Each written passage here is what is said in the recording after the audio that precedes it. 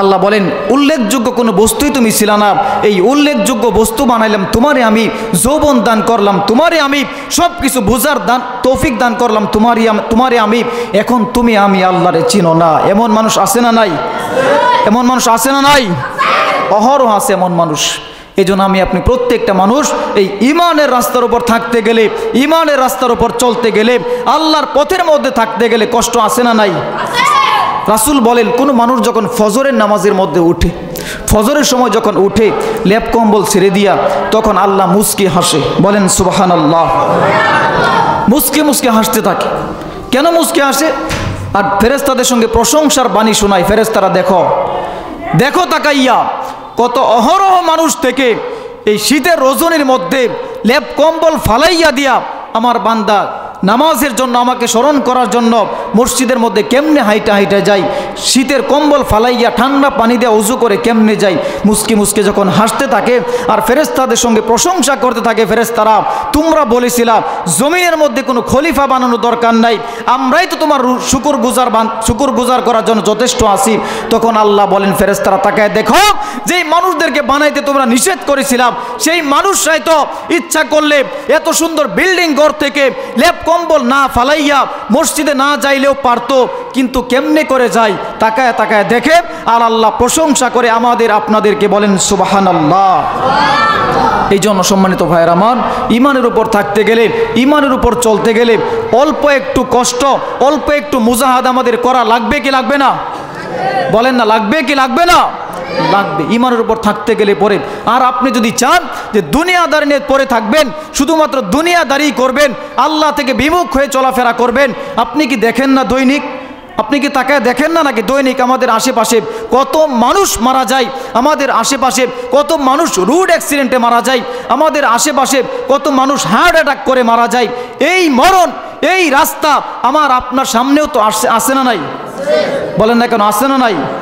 আছে। কিন্তু কোনো ভয় নাই, আমাদের কোনো ভয় নাই।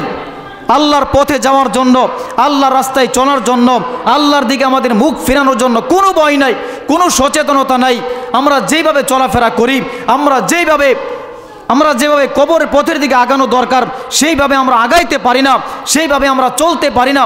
অথচ আল্লাহ বলছেন মানুষের সবচাইতে নিকটতম বন্ধু হলো, মানুষের সবচাইতে কাছের বন্ধু হলো তার মরণ। এই মরণটা এতটাই কাছে যে মানুষ নিজেও জানে না। মানুষ প্রত্যেক জিনিসের জন্য প্রস্তুতি গ্রহণ করে। যেমন আপনি বিকালবেলা বাজার করবেন 12 মাইশা বাজার থেকে, এর একটা প্রস্তুতি দরকার আছে না নাই? কি প্রস্তুতি? হাতে একটা ব্যাগ নেবেন, কয়েকশো টাকা লইবেন হাতের মধ্যে, কি কি কেনাকাটা করবেন স্ত্রীর কাছে জিজ্ঞাসা করবেন, প্রস্তুতি নিয়ে এরপর বাজারে যাবেন। আল্লাহ বলেন এমনও কিছু মানুষ আছে যেই মানুষগুলো এতটুকু পর্যন্ত প্রস্তুতি নেই না যে সে মারা যাবে যে জবাব কি দিবে। আছে না নাই? বলেন না কেন আছে না নাই? এতটুকু প্রস্তুতি নাই। যেইভাবে চলে সেইভাবে চলে, কোনো পরিবর্তন নাই। হাজারো কথা শোনার পরেও তার কোনো পরিবর্তন দেখা যায় না। সেই মানুষের ভিতর বোঝা যাবে, সেই মানুষ যখন নাকি আমি আর তো বলেছি কয়েক জুমার মধ্যে, যেই মানুষ গুনাহ করে কিন্তু পরিবর্তন দেখা যায় না, বোঝা গেল তোমার দিলের ভিতর ইমানের নূর কমে যাইতেছে। ইমানের নূর আসবে তখন, গুনাহ করবা যখন, দিলের মধ্যে কষ্ট লাগবে তখন, মানুষকে কটু কথা বলে ফেলেছ, খারাপ লাগে দিলের মধ্যে, এটা কেন বললাম, না বললেও তো পারতাম, এমনটা খারাপ যখন লাগবে বুঝবা ইমানের নূর এখনো বাকি আছে। বলেন সুবহানাল্লাহ। সাহাবায়ে কেরামের মতো ইমান গ্রহণ করা লাগবে আমাদের। শুধুমাত্র সাহাবায়ে কেরাম না, এখনোর জামানের মধ্যে আপনি দেখেন দেওবন্দের একজন মুহতামিম ছিলেন, যিনার জীবনী আপনি পরে দেখবেন। তিনার সাথে এক লোক আসছে, ভদ্রলোক দেখা করার জন্য।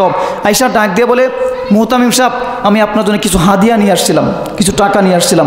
তখন তিনি বলছেন না আমার লাগবে না, যতটুকু আছে যথেষ্ট আছে আলহামদুলিল্লাহ। তিনি ডাক দিয়ে বলেন না কেন লাগবে না, আমি খুশি হয়ে আপনাকে এমনিতে দিব। তিনি যখন না নেই, জুতা খুলে যখন ঘরের ভিতর রুমের ভিতর ঢুকে যায়, রুমের ভিতর ঢুকে যাওয়ার পর ওই যে লোক আসছিল ওই লোক জুতার ভিতরে টাকার বান্ডেল ঢুকায় দিছে।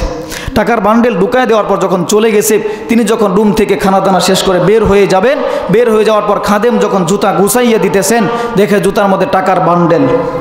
রিজিকের মালিক কে? দেখবেন দুনিয়ার যত মানুষ একটা জিনিস খেয়াল করে দেখবেন, যত বেশি টাকার দিকে অধিকভাবে দৌড়াইতে থাকবেন, এটা আমি আপনি প্রত্যেকের ক্ষেত্রে একই, যত বেশি দৌড়াইতে থাকবেন তত রিজিক আপনার থেকে দূরে সরতে থাকবে। আর আপনি যখন নাকি তাওয়াক্কালতু করে যতটুকু আছে এটার উপর ইস্তেকামত রেখে আল্লাহর রাস্তা ঠিক রেখে যখন চলবেন, আপনার পিছন পিছন টাকা দৌড়াবে। বলেন ঠিক কিনা? এইভাবে আমরা চলতে পারি না। তখন দেখলেন টাকার বান্ডিল, তখন তিনি খাদেমকে বলেছিলেন, খাদেম এটা দিয়ে কি বুঝলা তুমি, কি বুঝলা? আমি যদি বলতাম তাহলে টাকা দিয়ে যাও, অবশ্যই দিয়ে যাইতো, আর বেশি দেওয়া যাইতো, কিন্তু আমি নেই নাই।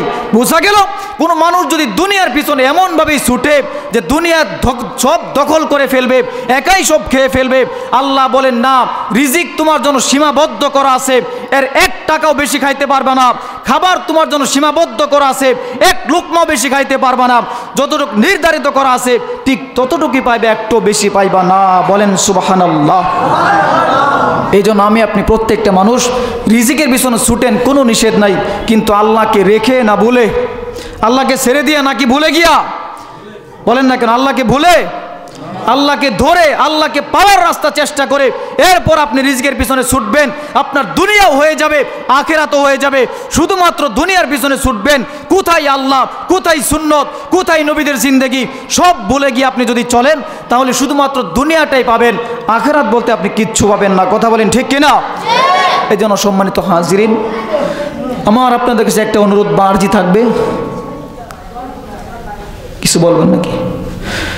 যে কথাটা হলো, প্রত্যেকটা মুসলমান, আমি আপনি প্রত্যেক জুমার মধ্যে সাধারণভাবে বলি যে মানুষ